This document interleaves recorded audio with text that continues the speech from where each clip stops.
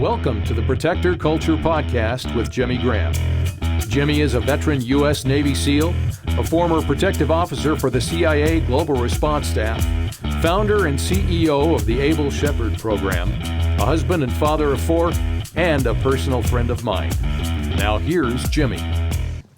Hey everybody, welcome back to the Protector Culture Podcast. I'm your host, Jimmy Graham. This is BK, Able Shepherd 051. How you doing, sir? Doing fantastic. Happy New Year, brother. Happy New Year to you, and happy birthday. And happy birthday. Yeah, the big 51. 051, what's up? So, tell me about your break. My break, wow. It was busy, very busy. Alex finished his enlistment. I don't know what the proper term is, but 4 years, got a check mark in all the right boxes, met his commitment. Yep. So around December 9th, drove out there, spent a week with him unofficially playing golf. Official capacities, we were packing up, I call it a dorm room, it's probably a barracks. Barracks. And meeting some of his friends in the Marine Yeah. Corps. Some of the men he grew up with. Yeah. That was very special. And then to have quality time coming back from California, we stopped in Arizona, both sets of grandparents. And then he's like, Dad, I want to be in Colorado. Let's hit it. So kind of like the Blues Brothers, That's with a awesome, full man. tank of gas. Let's do it. Move out. That's so awesome. He's back. He's safe in Colorado. So that was certainly a highlight. Yeah. And then, then Jenny and I got to spend some husband and wife time, of all places, back in California. So flew out. Was she on traveling Christmas. out there, or was it for She Christmas? was helping a friend recover post-op yes, surgery. yes. Yep. So I flew Christmas Day, which was wonderful, airport busyness-wise, and flew home New Year's Day. Yeah. So had good balance, good family, good experiences through the holidays, like how it should be. It should be. Yeah. Yeah, that's awesome, man. And I got invited to a movie with Yes. the Grand family. So. Yeah, and we had a whole passel of folks in town. Loved it. We talked a little bit about this, but you know that checking out Homestead, and then I bought a whole bunch of tickets and then invited people, and I had a house full of nephews, one niece, my kids. I don't have a huge house, and we're all over each other, and I love it. I love it. Yeah, people are like, "Hey, yeah, you got a family of 6. You want a bigger house?" I'm like, "I want a smaller house, actually." Like, I love that everybody's. And Rachel is in her element when she's got her nephews, and when her family's around, she is a servant, and she is laughing, and it was just cool. And then, you know, I blinked, and they were little boys and girls, and now we're talking as men, like as men. Yeah. And they're getting to see the Able Shepherd community. We go to a movie, a bunch of people. We go shooting, a bunch of people and they're like, these people are awesome. I'm like, as it should be, right? Yeah. So like, why would you hang out with people that weren't? And it's just fantastic. And now you're having adult conversations. Not a lot of corrections. They're pretty squared away, but little things that are said that's not okay, right? And I'm like, hey, let's choose different words, or that's not okay, or try again. You know, it's like, what? And then I'm like, let's not do that, you know? Yeah. And it wasn't like, Uncle Jim's blah, blah, blah. It was like, okay, I checked for a boundary and found it. Let's move on, you know? And it was fantastic. And one of my nephews is going to the Navy, and you know, nukes and subs and all that stuff. And we're just talking about this, and it's like, I can't believe it. I'm like, you're a man, so had them come into the POP class, you know, protecting our people, principles of protection stands for both. I'm kind of shifting that, I don't know if you knew that or not, but principles of protection. And they're in there with grown men that are there paying to learn to start a process. Well, they just happen to be in town, so I invited them. And then here 2 more want to come, then 2 more want to come, then my 10-year-old son wants to come. And it's not made for 10-year-olds, but it's my son. I'm like, get in. And for the first time, you're teaching them how to strike and how to use your body. And that target, the target thing that we're striking is moving. It's rocking, because you got a 6-foot-something man now, where you used to be a little boy that could barely reach it. Now they're slamming with their body, and they're seeing it's moving more than when the grown dude hits it. Yeah. Yeah, and then a light comes on, and then you tell them that not only is it okay to be dangerous at your job, it gets demanded of you. It was such a good time, And going around and doing stuff and staying busy and doing this and that with grandma and grandpa and all that kind of stuff, and it was awesome. Good to hear. Yes. So like you said, as it should be. And I love that time of year starting around Thanksgiving, because it starts kind of getting real. After Thanksgiving, you're like, it's Christmas time, it's coming up. And then we were out of town for Thanksgiving back in Missouri, and then went to a wedding that was just gorgeous. It was beautiful with some, the family that we just love, their daughter getting married, and and then there's Christmas, and then there's just, that's just as special time as it should be. Easter, we make a big deal about Easter around here, and then New Year's and birthday. Yeah. And I love that my birthday is like right there. It's the January 2nd. It's just new. I'm not a big resolutions guy, but I do kind of take stock of like, that was a good year, very blessed. Bring on the new year, and let's add another year to the age, right? The trips around the sun kind of thing. To the experience, yeah. And like I told you earlier, I feel like I'm getting younger every year. It's not like, oh, a year older. It's like, not really.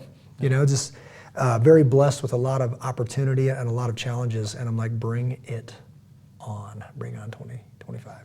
So wanted to just make sure that everybody's praying for California. I just heard another, thing. It just keeps getting worse. I don't know the status of right now because I've been working all day. But man, I've got friends out there. Got a home out there. Last I saw, there was some smoldering around there, but the house was standing. But I just don't know, because then it was another night of high winds, and it's just horrible. Like, have you seen the pictures and the videos and all this stuff? I've seen the pictures and the videos. What really struck me is when I read an article that said we ran out of water. Yes. Well, why can't you use the ocean? It's right there. Well, because that salt would corrode and kill everything else, like plants and vegetation. Yeah. So you can't do that. Yeah, I think there's some serious stuff going on right now with accountability. And one, the hydrants aren't, as I understand it, they're not made to take on 7 fires. You know what I mean? And then 2, there was just bad planning and budget cuts and all that stuff. And that's whether it's security or it's fire or any of that stuff. I just told somebody that took on a security role, welcome to the club, brother, because you're always a burden until you're not. Yeah. Right? You're just like an expense and a burden, and then when something happens, you're there, and now we'd give $1 million for one more, it's just too late for that, right? So that's just the name of the game. It's a very thankless job, all those are. My nephew and my son wanted to watch 13 Hours over the break. And I don't watch that movie lightly, you know what I mean? Because it still bothers me, to watch it. It's not like I'm like over here like sucking my thumb in the corner. Well, it's very personal for you. It's very personal. It's very like, I know the guys. I see actors. Well, you guys see actors. I see people. Yeah. Like when I'm out there, I'm seeing the personalities, person and remembering the stories, and even something that's like showing somebody in a better light than they were, that bothers me. Yeah. Somebody in a worse light than they were, then it bothers me. Because there's real people that aren't alive anymore, and there's other people that are heroes, which I just disagree, and just whatever. So I'm over there like letting them watch it, not say anything, but I'm having a little, kind of like a revisit of that kind of stuff, because I just respect it. I respect that. So anyways, even that was good to be able to watch that. And then for my nephew that now understands a little bit, he's 21, I think, something like that. And he's like, he just never knew that when I lived in his unfinished basement, he just remembers that I'd leave for a while. Yeah. And now he's like, that's where I went. Oh, you were in Libya? Like Benghazi? Wait, what? Like he was a little boy, so he just remembered I would leave and come back. And I'd leave and come back. And I'm like, yeah, well, when I was living in your basement, this happened, and I had to go again. Called Langley, what do you need? And they're like, we need you back, that kind of thing. So it was just an amazing thing. The older I get, I look back on that, and I'm like, that's right. Like that, not only did it happen, but I was part of that. And then you appreciate how close you were to it. And still that thing that's just kind of that inner conflict of like, I wish I'd have been there. And thank you, Lord, that I wasn't. Because now I get to I continue to fight these wars for these dudes that can't anymore, right? So that's just a lot going on over a very short amount of time. And the whole too busy driving to stop for gas, in your life. Once you stop focusing on work, a sabbatical of sorts, and I understand those now. I used to be like, oh yeah, this pastor's just off taking time off, whatever. It's like when you're fighting those battles, you really need to stop a second and just not focus on really anything. Yeah. But it's once you stop focusing on it, that's when that creativity comes. So when I hit the ground running, brother, like I knew I was going to blow everybody's hair back. The staff's like, oh great, he's had time off, and it's exciting. And the endeavor that we're pursuing with the package for the next step we're going to take is multi-million dollars. It's like, I just don't speak, I don't work in those brackets, but we're about to. And it's starting to shape up, and I'm getting super excited about it for the work that we're going to do, the good that we're going to be able to offer is very, very exciting.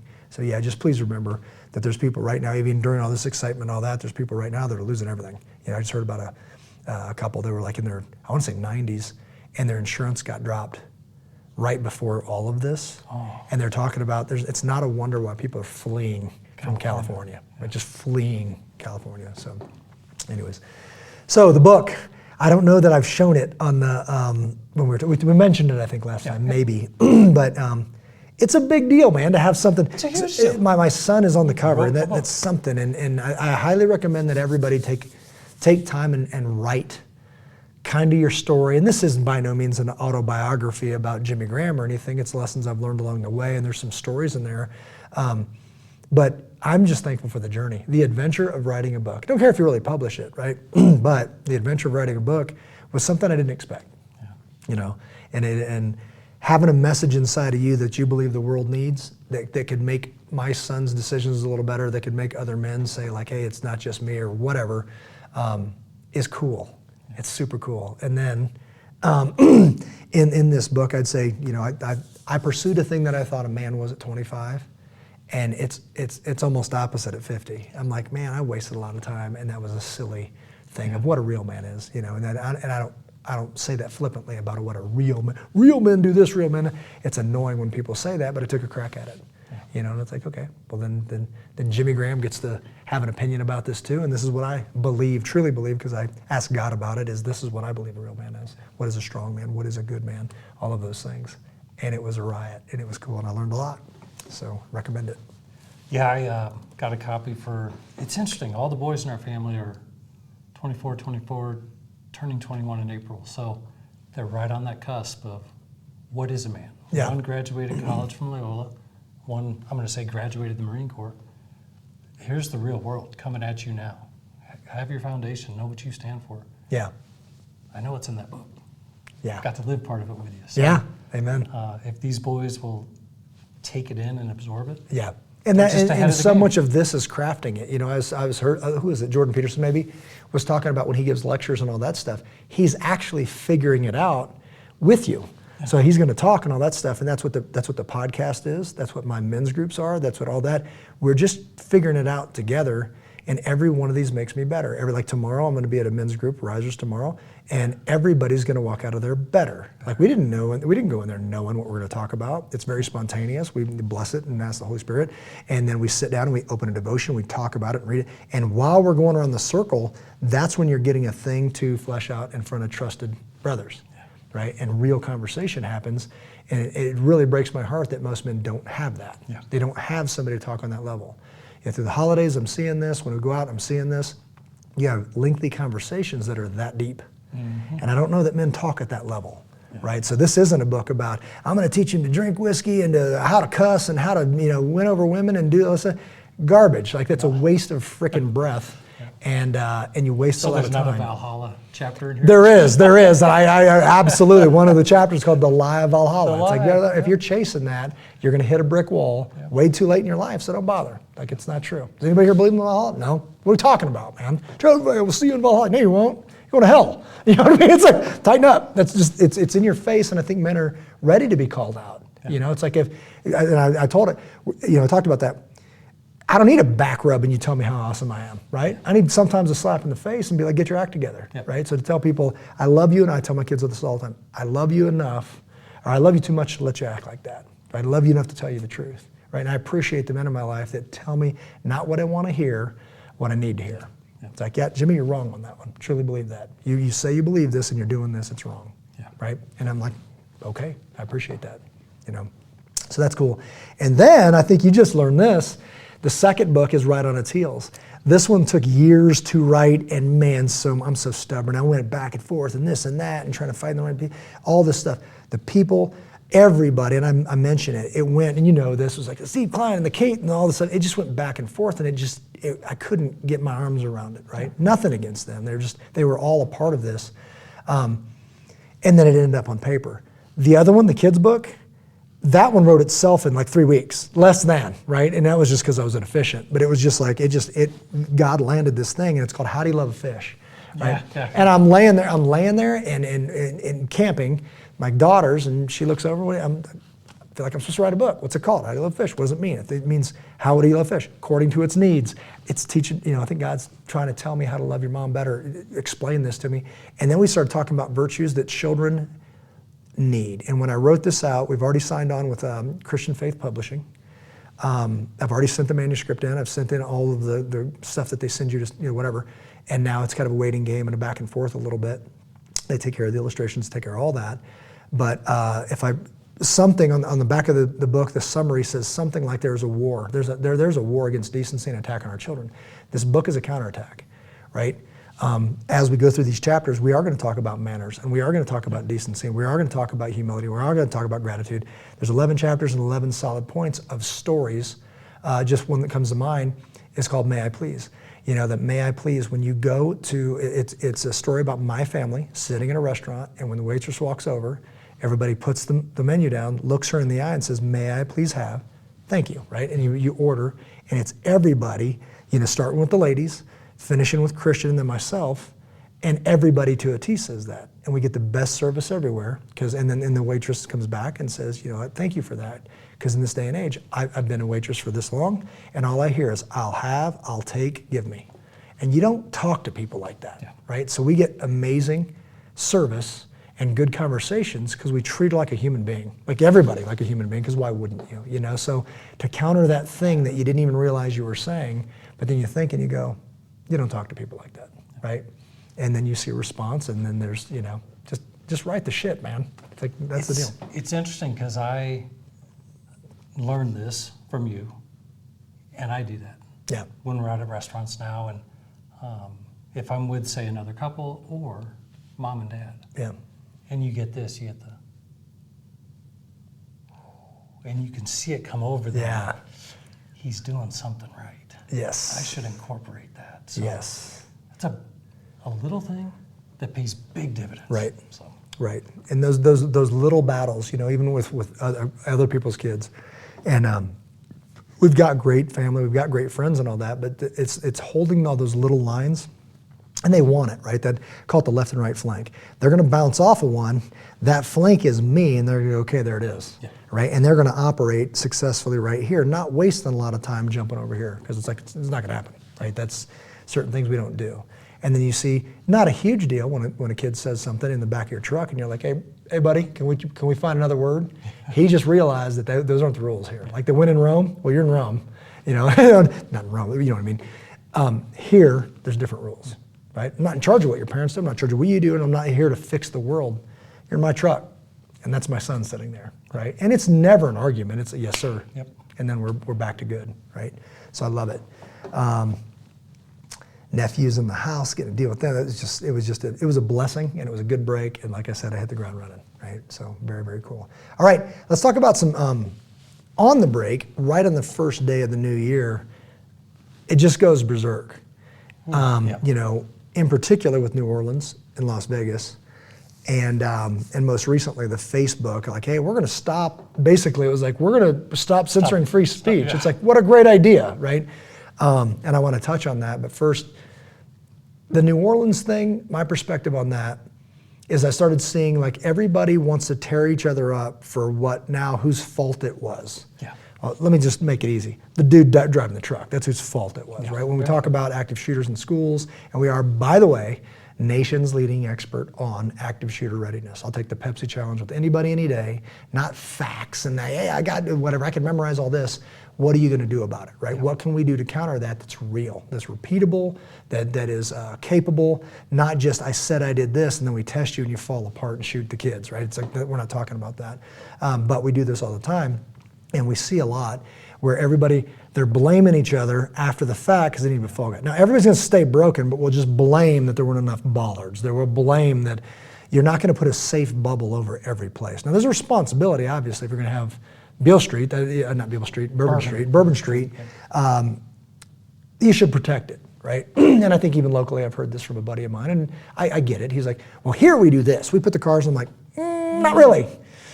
Because I've been here, and you could easily drive around those too, right? So it's like trying to make airbags around the world isn't really, we don't have a shortage of bollards in the world, we have a shortage of goodness, like good people. So who's focusing on making people better, right? And that's the thing where I think my math says that.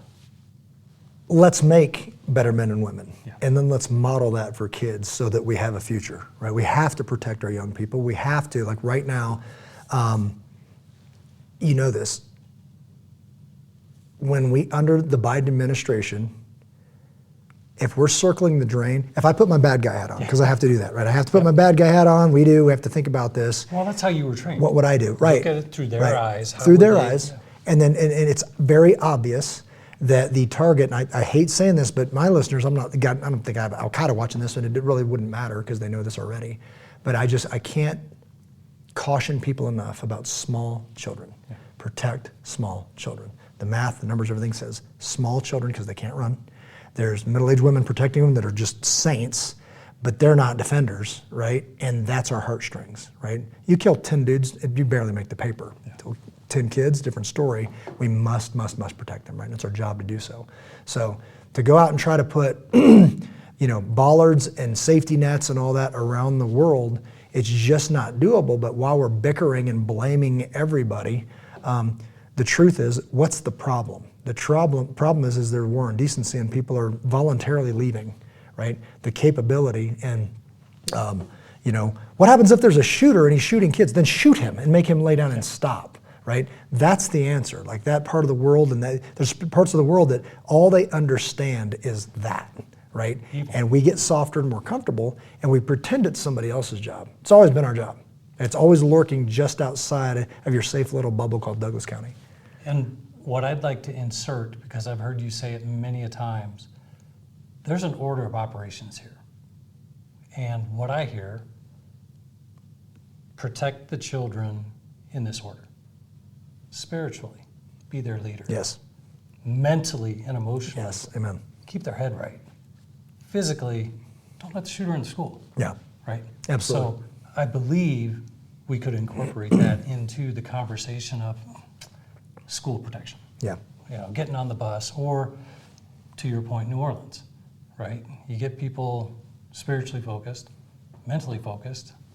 All right, you can probably deal with, there's always going to be crazies. Yeah. In any crowd. Yeah. Okay. And that's the thing. It's like the soft. Yeah, you should harden soft targets, but like if there's a marathon, how do you protect a marathon? You're going to run for 26 miles, and they're all lined up. So how do you protect that, right? So then you end up with, well, let's cancel marathons, or it costs $1 million to host one, right? So it's just not really realistic. But we were just talking about this during the break. Is like people were talking about the new laws. It's like there's nothing wrong with the old laws. Like what's the plan for Donald Trump? There's no new plan. Get back to the plan. Like America was a pretty good plan, and it was a divinely inspired gift. How about we get back to the plan? Like the success leaves clues. Built the greatest nation on the history of ever. Let's get back to that plan, right? So that's a big deal. And as I see that with Vegas and all this stuff, the bickering going on, and you're gonna have a fall guy and then fix nothing, right? So it's like, okay.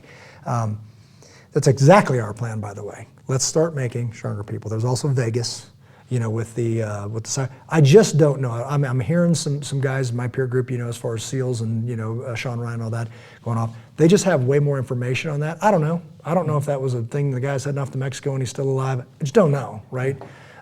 What I do know is that somebody killed themselves and blew up a Cybertruck and did all this stuff, and there was some kind of statement being made, and it's just the beginning. This crazy cycle is just the beginning. And I think it's worth mentioning, we've said it countless times on this podcast.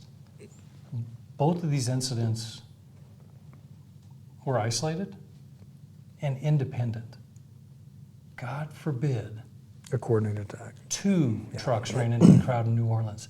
Now you got a real big problem. Yeah. Yep. Because all that attention went left, and the guy on the right. Diversion, the real attack. Yeah. Yes. And then it's a big deal. Focusing on the real problem. There's so many distractions with this stuff going on. Every once in a while, back off and go, what else is going on? Yeah. What are you trying to get me to look at to not see? Like over here. So that's a huge thing. So yeah, I think it's when I do my math, it's making the order is this: get healthy, then get busy. Not get busy while broken and be distracted and lead people off toward a distraction. It's like, what are we really doing? What are we really doing? And I say this word, people say, where do I start? I say, start with the heart inside your chest and work outward, right? Can't elect a savior. It's like, Trump will save us. Trump's not a savior, right? Trump's a leader.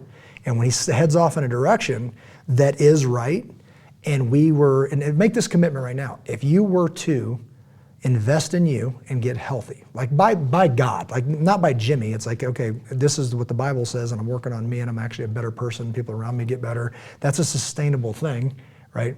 Commit to that. Now there's leadership, and you find your calling and head into that. That could fix things, because if everybody did it, we'd be done with all this garbage, right? There is a shift away from the DEI garbage. There is a shift away from the woke agenda.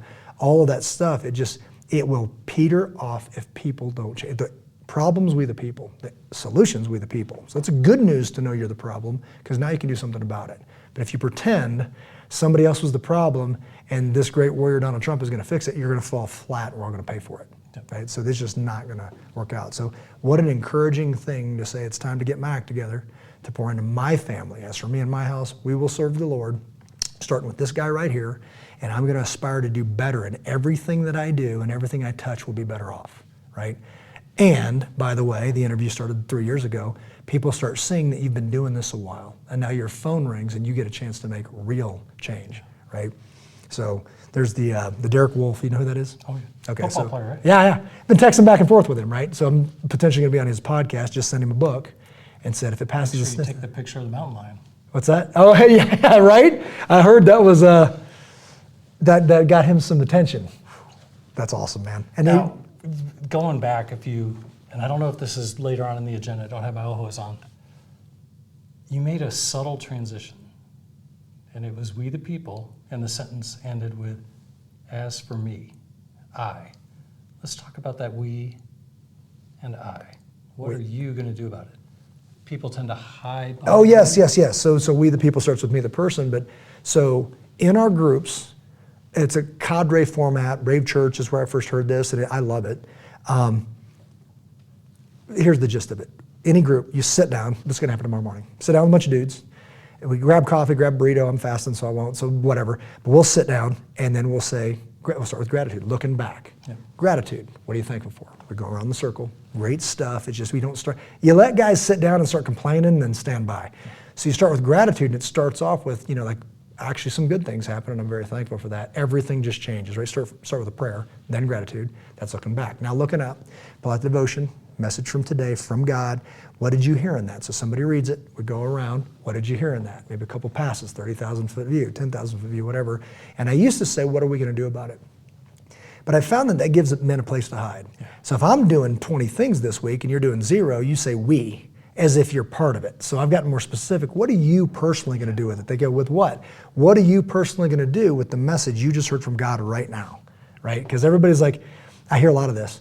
On Sunday, you're like, great message, Pastor, and you write your notes and everything, and then you're like, entertain me. Next Sunday, give me another one, give me another one. It's like, did you do the last one? Yeah. Did you really get into the last? Most pastors, they give points, right? Yeah.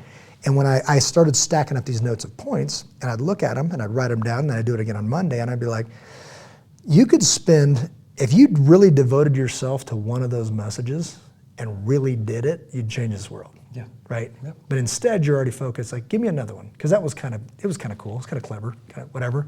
But you never really did the thing, So it's not that you don't know, it's you don't do. Yeah. So you know this is all true. Well, what did you do from last week? None of it. Give me another one. It's like, how about you do that one? Yeah. Right? How about you park there for a minute? So that's more specific. You guys will hear that. What are you personally going to do about it? Because I know what I'm going to do about it. I pray to God, and I was like, okay, the problem is men and women. Let's get them healthy. And I've got a list of things I'll go over in a second. And then it's going to be, let's focus on those kids. Let's invest in those children so that they have a chance. Like, who's training the world leaders of tomorrow?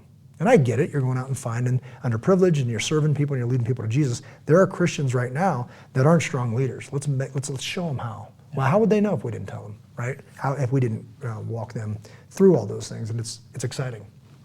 So let's get into that. So actually, I want to talk about Facebook for a second. Do you know about all this? I just saw that they're not going to censor anymore. That's what I heard. So yeah, it was crazy. So I watched it, and this is, stop watching legacy media. Stop. Just if it's CNN, Fox, just like it'll ping on there, and you know what I do? I'm like, uh-oh, that happened. Daily Wire. I go straight to Daily Wire. Get a subscription to Daily Wire. and hear what Ben Shapiro, and there's Jordan Peterson, there's Andrew Klavan, there's all these people that just for me, I don't know any of them personally, but they have more credibility than any of the legacy media, right? They're just so bought and sold, blah, blah, blah, sold out, and it's just, I talked about this with the election. Fox had a pretty little thing that was fast, showing you which states, whatever. So that was up, but who I'm actually getting my information was the dudes at Daily Wire. They're talking and doing their thing, right? So I don't even know why you would even, listen to anything that comes out of, the legacy media, legacy news. So watching that and checking all that out, Ben Shapiro was going through and showed and talked through, what's his name? Zuckerberg. Mark Zuckerberg. Yeah, and this is the comment that I made, because it seems like you can hang out with strong dudes and get stronger. Doesn't mean you're strong. It means you're stronger than you were, right? And he just doesn't even, he's not even to me like a real adult. Like, it's like, if you're hanging out with, let's say, Dana White, and obviously got his flaw, tough guy and all this other stuff, but you got Dana White, these gritty, I appreciate the integrity of all of these dudes, right? It might not be in line with mine, but it's integrity. That means a steadfast adherence to something, a strict moral ethical code. Might not be mine, but at least you have integrity, right? So if you're talking about Joe Rogan, Dana White, Donald Trump, these types of people, he seems to me like the little brother hanging out with the varsity football team. And they're like, shut up, kid, and pay for my soda, right? That's what it seems like, but he is getting stronger, right? It's like, and he's got the money, right? So it's like, you can't buy your way into strength. You just can't, right? And they're like, okay, we're gonna keep you around because you bought me a Ferrari, whatever. But it's like, and now I think Dana White is actually on the board of Meta, which is Facebook, Instagram, and all that stuff. So like, you talk about a change. I think it started when he made like $1 million donation to the Trump, whatever, election campaign, and now he's coming up. But basically what I heard from his mouth was, as he's talking through this, is, well, we made mistakes and we did that. And, sometimes there's mistakes, but it affected a lot of people. They're going to stop censoring free speech. I'm like, again, splendid idea, right? So it's like, it's like we were, admittedly, they were getting pressure to use information as a weapon against the conservative side, right? And that just blows my mind. They're gonna move those teams in charge of that from California to Texas to get some of the pressure off. But why is there pressure? You know what I mean? So this is just wrong all day long. And what I believe is that there's a change in the tide, right? Everything is shifting now to what Musk is doing. He even mentions, much like X, like, hey buddy, Elon, can I hang out with you? Much like X, we're gonna start doing these community chats instead of fact checkers. We're gonna get rid of the fact checkers that we're all just, window dressing anyways. And they're gonna try to right size this thing, like, oh, okay, here we go. I think he sees the writing on the wall. It's like, I'm about to go away. Like, I don't know how quickly that happens, but if they're going back to free speech, we know Facebook ain't it. For many, many years, we've been kind of navigating what we put on Facebook and speaking elsewhere because it would get pulled. And we've been pulled, and we've been whatever. So Ben Shapiro made a great point that would, on a much smaller scale, land on us. Even with the brakes on us, we've been growing. Daily Wire's been doing this towards the ceiling, and now the brakes are coming off. You know what I mean? So just stand by what's gonna happen. And they brought Jordan Peterson on, it changed a lot of things too. But what a solid foundation on which to build in this season, So it's incredible, but I don't buy. Is it something that's gonna stick if the tides change again? No, I don't think so. I think any wind will blow him, and he's feeling like he wants to hang out with the cool kids and all that stuff, and he will for a bit, and if it goes the other way, he's probably heading that way too, right? So praying that that's not the deal. Hope that strength, shows up and stays, but I'm not gonna hold my breath. Again, the interview started 3 years ago. 3 years ago. Maine. Oh, I got to tell you about this. This is going to be a long one, probably. So I'm talking to our buddy in Maine, right, Nick, and I can say it's like a secret. And we start talking, and he's got an amazing training center, Providence Training Ground. And we went out there, and we hosted our first ever, open to the public. It wasn't, because for safety, we have to do certain things, as you know. You don't go into advanced training with a bunch of walking off the street guys, because everybody's like, oh yeah, I was this, I was that, and all of a sudden they're, whatever, shoot themselves in the lips. So we can't have that. So we have to monitor this and make sure. You can do some very advanced stuff if you can do it. So if I've got able shepherds, I can do things that I'm never gonna offer to people off the street. And I don't care what their skills are, because they gotta show me. So I start talking to him, and he goes, well, I'm thinking about doing this elevated. We're looking at, and he promises me that this year there's gonna be a shoot house on his property. 600-yard range, elevated platform. I'm like, why wouldn't you just stand up a shipping container, 40-foot shipping container? Ladders, you turn it all the way up and have your expanded shooting platform. He was like, I could actually, I forget what he called it, but I could put a deck on there. I was like, oh, that's better because you buy more. Make it even bigger for your testable elevated shooting, standard for Overwatch. So this is starting to get really cool really quick. And I'm like, if we're gonna go to Maine, it's gotta be, it's gotta make money, obviously, to take my team offline with several dudes. So we're looking at doing several smaller courses. So we were saying, make it to Maine. So we're already doing a marketing thing, make it to Maine. You have the opportunity to do patrol, potentially the first Overwatch class ever, do your elevated shooting calculations, doing your protective stuff of Overwatch with a 308 or a 6.5 Creedmoor or whatever. You can always go over if you wish, but all those guns will do it, and potentially movers. So that's just cool stuff, and he's making this playground, and then we get to help him build it. So I was like, yeah, perhaps I fly out there. We tape everything off and make your indoor shoot house. Then we head over and we do this, and then I've got another thing going on. I don't want to announce it yet, but I just happen to know a company that bought a company that has amazing targets, and I don't know that they know fully how to use them, and I'll show you. I'll show you how to do this, right? Because that's what we did in the SEAL teams. So that's super exciting. I called the 86er just to test the waters. Is that something you'd be interested in? He's like, man, you say the word and I hit the gas pedal, and we talk about him burning diesel as incense unto the Lord. That diesel fumes are going to the, all right, he gets in that Sprinter van and just goes, because that he just wants to get after it, right? Let me tell you something exciting happened with Able Nation. You mentioned this, and I'm glad you did. It's a good segue. Spiritually, mentally, physically. When you talk about protection, from what? Destruction. Okay, well, what kind of destruction? Spiritual, mental, physical. Guys like physical first. I want to be a shooter. I want jiu-jitsu. I want to be in karate class. I want to do all of this stuff so that I can physically protect. And we talked about this. I don't know. I can't think of any dudes right now that I hang with that's been in a real fight for probably the past 5 years. I just don't even know, right? I know I haven't needed to, and I've had some little things going on. I just talked them down or whatever. It wasn't a big deal at all, but it didn't used to be the case. But now it's the truth is the physical thing is number 3, like you said. The first thing is spiritual, like are my kids going to heaven or hell? That's number 1. That's always number 1 with every conversation you have, is this person, you may never see them again. They could be the toughest, the most prepared, most beans and bullets. I don't care. You're going to live longer than everybody and then lead your family to hell. Bad plan, bad plan. So it's spiritual. Then it's mental. That mental well-being, and I bring it up again, but I just have to because we have to learn this. A good friend of mine called me and his 59-year-old cousin just took his life. Oh, right? And it just decimates a family, and it's guilt, and it's all this other stuff, and just I don't know anything about this, but a man in a moment of weakness opted out. And I've got buddies, SEAL Team 6, operators, it's phenomenal. Just from the outside looking in, got everything, man. Everything's come so easy to you. You're so good. You're gifted, and all that stuff. And a moment of weakness, usually drugs or alcohol, opted out. Self-inflicted, right? And it's horrible. So mental stability, security, health, all the above. It's so important. It's more important than everything that we do here, right? Oh, yeah. But here's the kicker on the physical part. So spiritual, then mental, then physical. I'm not saying don't do those things. I'm saying if that's all you are and you don't have these two, you're out of order. You're not healthy and it's not sustainable, right? So yeah, I own my own gym and I do this stuff and I sent guys to the UFC. I don't care if you're a train wreck, right? Just beat it. Your phone's not gonna ring because I don't want you around my kids, right? Yeah. But if you are healthy in those and you physically are a protector and that balloon goes up, right? Now there's shots fired. Now there's a dude plowing through people and all that stuff. You need to do it well. You say, we talk about violence. It's like, oh yeah, the violence isn't always the answer. But when it is, you must employ it well, right? And that's in the book. I talk about that. People are like, whoa. It's like that whole, the formidable thing, right? It's like, it's not saying I'm gonna shoot you, it's saying I might. You know what I mean? It's like, well, it's up to you. Like, that's totally up to you. To defend human life, yeah, you might get a bunch of holes poked in you.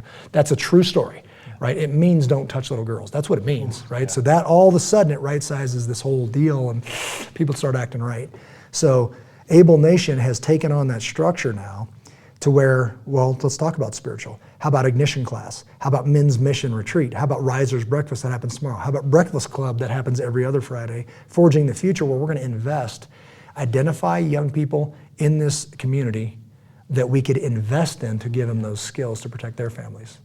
How about intro to backcountry? You know, getting young people out there for days at a time, starting with devotions, riding motorcycles all over the Rocky Mountains, but every single day is an investment where you talk to them all day, every day. You know, wake up in the morning, break down camp, and then go do it again. Like a new camp every night, you know, doing this loop and just watching these young people come to life in front of you, right? And then all the adults gelling together and then coming home better. And everybody comes home better, right? So that adventure, I truly believe, and I said this last night, all men are made for adventure. They're just different adventures, right? So mentally, let's talk about mentally. Peterson Academy. I love this. Go on right now and Google Peterson Academy trailer on YouTube. And the gist of it is this. Jordan Peterson got canceled, and he ends with this.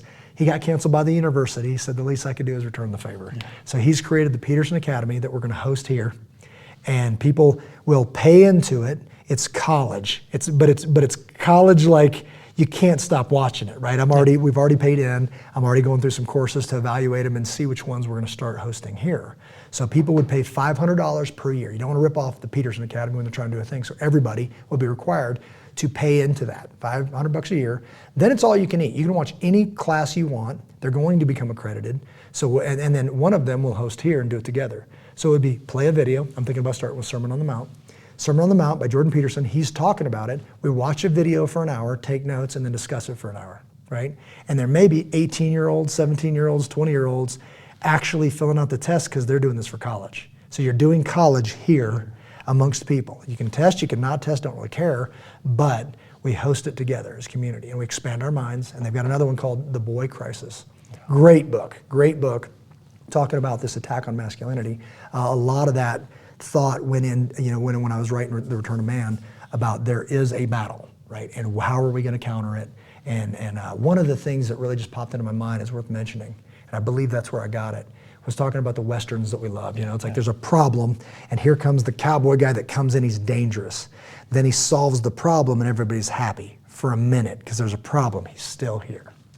And we're like, you make me uncomfortable because you're dangerous and you're formidable and you're capable, and it makes me feel threatened. It's like, well, then get stronger. You know what I mean? It's like, it doesn't mean I'm going to kill everybody. You needed me a minute ago. When you were unsafe, I was a great deal, and now you're comfortable and I'm not. Think about that. Like, that's such a problem in today to where, and I talk about the tall poppy syndrome, right? When we measure everybody, when that tall poppy comes up, you trim it off because I want everybody the same height. It's like, no, how about you grow? How about that, right?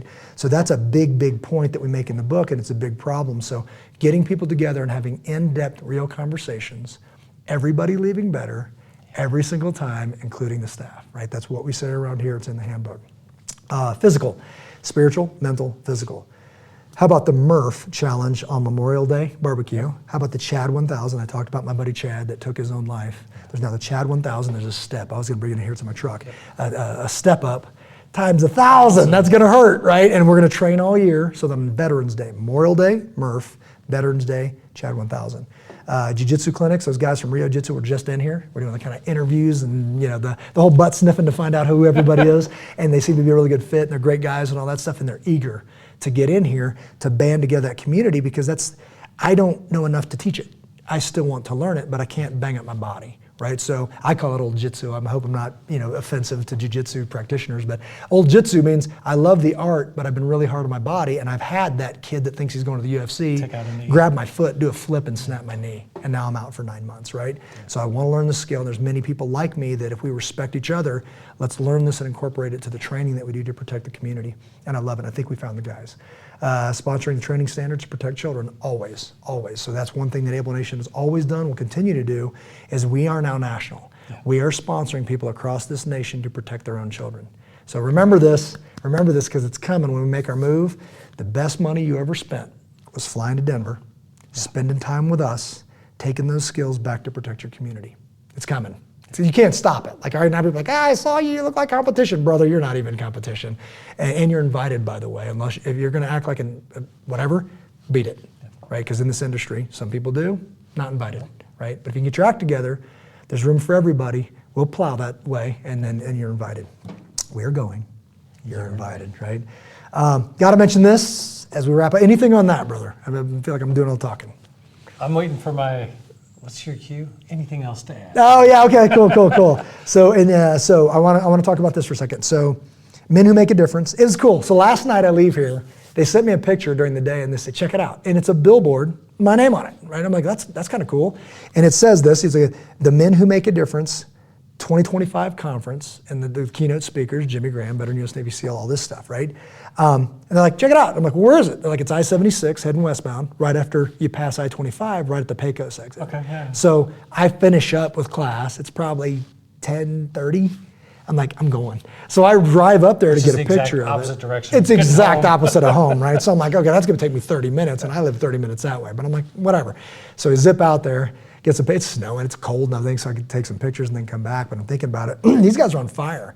So when you get a dude like Brad Herman, pastor up north, he's just on fire. And we start talking, now there's this grass fire going, and it's like, oh, we got to tell the world this. So he's absolutely on fire. By the way, Nick and Jason, same thing. They're busting at the seams and like, what are we doing next? Well, on February 8th, Saturday, February 8th, 5 to 8:30 p.m., age 18 and up is recommended at the Denver West Marriott Ballroom. Right? This is going to be a conversation, a presentation, and a seminar their goal is to get 400 men in the room, and then everybody leave on fire, like ready to get after it. This isn't a come hang out, we sing some Bible or sing some songs and read Bible verses. It's like, we're calling you out. What are you going to do? We're going to give you a connection. We're going to start listing, I'm going, you're invited. And we expect to see hundreds of men showing up, right? Like, I'm going over here, and then dudes show up. I'm going over here. You don't have to show up to everything. I get it. Life is happening. But if you're showing up to nothing, you're actually part of the problem, right? That's just as blunt as I can be. We told guys when we did the Ignition program for 3 months, I'm going to invite you for 3 months, 2 things. And there'll be 5 or 10 every time I see you. And if we make it 3 months and you've showed up to nothing, we've identified the problem, and it's you. You're not struggling to get involved. You're choosing not to, and you're part of the problem. I get it, everybody's busy, but you couldn't make one. Yeah. You know, you couldn't, war of good and evil. Anytime you do good, it tips the scales for good. Even if it's a little bit, if everybody did that, we would start, countering this deal. So it's awesome. He says, come and be challenged. Speaker Jimmy Graham, but it's an amazing honor. I put a lot of prayer into what I'm going to say with that agenda of we must be men who make a difference. I'm going your invite. I can't make you do anything, but I promised Parker this a long time ago. I don't know what's coming, but you won't be bored, right? And we have not been bored. I hit everyone's like, it's not boring, Parker. He's like, I'm not bored. I'm bored. Not bored. There's so much going on. So it's $99 a person. Guys, right now I'm going to challenge you. If you're in a position to do this, come and then sponsor dudes. There's people that need this desperately and they can't afford it, right? Sponsor somebody and ask them if they will come, and you could, and I'm not even going to say life-changing, potentially life-saving. Because I know a lot of guys are hanging by a thread and they won't say it out loud, right? And you know what they need? The goal would be that everybody leaves connected to somebody. Like, I just can't even measure, I can't measure the amount of growth that I get from my small groups, from these podcasts, from the groups that I facilitate. They say lead, but I facilitate them because I learn more than anybody every night because I'm facilitating it, right? That's the thing. So it breaks my heart that people don't have that they're hanging by a thread, and then you find out he's not with us anymore. And now you didn't know. It's like, okay, just assume it that people are hanging by a thread. So I saw this on LinkedIn. Where else could people find information? I'm sorry, yeah, good point. So right now, the website is, is it on this one? It is menwhomakeadifference.com. Okay. And I want to make sure that I'm going to just double check. As we process this, smart kids, Tyler, BK, let's get the QR code up. Okay. So if they're watching it, they can just hold it up there, and then that menwhomakeadifference.com, when they go on there, they can register. And start now, get it early, and then mark it on the calendar. And I told them this, same thing in the church when I was talking about this. This is men. You have to earn credibility, like they don't know who's talking, right? Then you got to invite them. Then you got to remind them, and then maybe go pick them up. It's like, then they'll be there, right? But it won't be this. I don't care how many people show up. I care less. I care less about how many people show up. What I care about is that when you leave, you understand that you're the problem and you're the solution, and you take one small step forward. Then there's a victory, and you take another one. And it won't be alone. It'll be with me. It'll be with you. It'll be with these guys, these leaders that I've partnered with, the Brads, Brad Herman, Brad Grant, Al Simmons. These guys are on fire, and so are we. My question would be, why aren't you, right? So that would be the goal. I love it. Denver West Marriott Ballroom, Men Who Make a Difference, Saturday, February 8th, 2025, $99 a dude. But for you, it ain't going to be that. It's going to be more because you're going to sponsor several dudes. All right. And then a big push to the YouTube page on Able Shepherd. I don't know that the Facebook thing is going to change this, but we had kind of decided to start landing everything, start dumping everything onto YouTube because it starts archiving it. Yeah. My LinkedIn is being brushed up, talking about all the adventures we've done, making sure those dates are right, because it's like you go to LinkedIn, it looks like I haven't done anything in like 5 years or whatever, because I just suck at this. But we've done so much. Abby's plugging that in now. It's starting to develop, and now the phone's ringing. And now more people are signing up, the classes and all that kind of stuff, because I just really feel like there's a time right now, including J.D. Vance, making a statement about going out and protecting these schools. And I'm like, okay, let's get after it, right? Welcome to the party. So I believe that's our future, and it's a good one. And I say, there's so many battles right now. If you're not in one, it's because you're not looking, right? Yeah. So it's time to get after it. Now, DK, bring us home. There's two things. Number one, it's not the prepper thing, but it is. New Orleans is a heads up. The California fires is a heads up. Vegas is a heads up. Able Nation, we've talked about it for years. The root cellar mentality, 50 gallons of water, 25 gallons of gas. Get it done. Because it's coming. These borders have been open way too long. Yes. And it's not going to be one or two bad guys. It could be 1,000. Yeah. And we talked about the diversion and the distraction. God forbid it's 100 or 1,000 people doing bad things. Yes. We saw it with the hurricanes. Yeah. One of our guys was down there, and he said, you can't imagine what happens. The world doesn't understand cash anymore. It's all a credit card. No electricity, no card swipe, no food, no water. Yeah. No hotel room. So things got wild in a hurry because it rained. So get ahead of the curve. Man, you know what? I would, if I was king of the world, I would grab Jordan Peterson and I would ask him to do a class on atrocities. Because I don't think the world understands, I know that America doesn't understand what people will do to other people. Oh. Like it's just, we live in our safe little bubbles. That is lurking at your doorstep every day. Like when people don't have, the have-nots for a couple days, everything changes and the rules are off the table, right? So it's just, and I know that he's studied that, he's talked about that and all this stuff, and I think it is wise to study that. Now, a Christian might say, guard your heart. I would say that another translation is keep your heart strong enough so you can look at that stuff, to understand what you're dealing with, to know that you are a protector against that. And when it comes fast, and you better be able to stand, right? So if you don't have a credibility on that, and to put a bow on this, because I think we touched on it earlier, is that, if I've got my bad guy hat on, and you're about to kill yourself as a nation, so why would I risk anything killing you? Just watch. Just grab some popcorn and watch it, right? But now there's a shift and things are heading to a healthy place. So stand by for this. It's just been a feeling that I've had, and I'm like, again, protect your small children, above everything, really. And then, man, I hate saying it. It's more dead kids on the floor get people moving. And I've got school-age kids, right? So this bothers me. It's like whenever these happen, it bothers me that we're not working hard enough. Well, we're doing plenty, and we need help. Like, please join us in doing this, right? Right. We were talking about the financial burdens because we've got everything else. It's the financial burden. So if you're rolling like that, call me. And I'm not kidding, right? So it's like financially, it's starting to come in, and now we're figuring this out. We're getting sponsors to do some of these tactical moves. I didn't plan on doing this. Praying to God, and it was, what's my calling? And it was pursue the hearts of men. What I came up with, pursue the hearts of men, make them healthy, because I want to teach them how to protect people, all this. Let's take men, let's protect kids. You go in that room and you realize a lot of men don't believe they're men. Yeah. Whoa, let's get healthy, then get busy. So let's get healthy. And then once we get healthy, now let's go over here and present to these kids, right? So that was very clearly on my heart through journaling. God said, this is your deal for the rest of your life, right?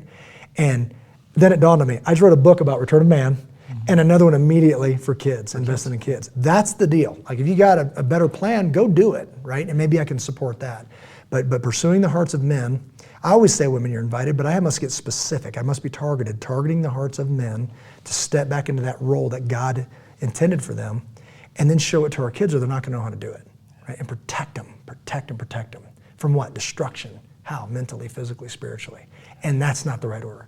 Spiritually, then mentally, then physically if needed, and be ready. If you could do all those three well, really good definition of a man. And make no mistake, the spiritual battle is real. Yes. The big boys like China and Russia, they don't want you to believe in a higher power. Yeah. They want you to think the government's in charge. Yeah.